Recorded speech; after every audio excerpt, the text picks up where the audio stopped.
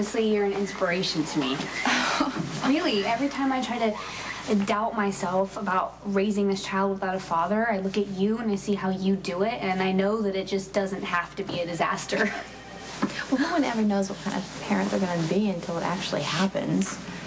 And then you just do the best you can, and you pray a lot. But sometimes you do want more. Is that a general longing or specific to one person? Okay, between you and me, I want to be with Jason. Jason,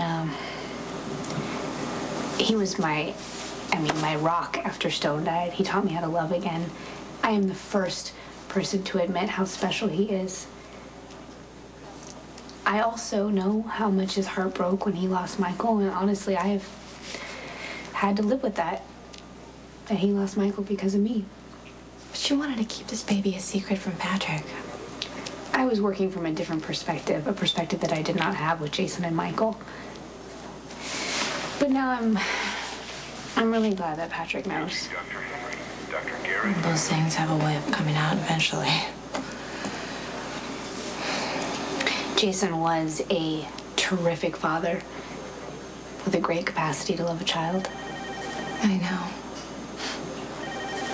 When Jason and I first became friends, he had just given up custody of Michael, and I thought Lucky was dead. That was our common ground. It was a safe place for grieving for a person we lost. And I would tell myself, well, at least he knows that Michael is safe and alive. But now I realize his situation was so much harder because he had to make a huge sacrifice because he thought that was best for this little boy that he loved. I guess that's why I'm meddling. I've just always hoped that Jason will get a chance to be a father to a child or children that need him. Jason deserves to be happy. And so do you. Okay, so do I. But honestly, if the right man came along who wanted to be involved in my life and the child's life, in a heartbeat.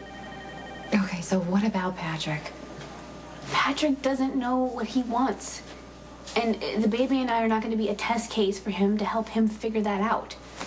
Well, at least you know that Patrick's job's not going to put the baby in any danger. I mean, you're probably the only other person that gets it. You and Jason ultimately broke up because of the violence, right?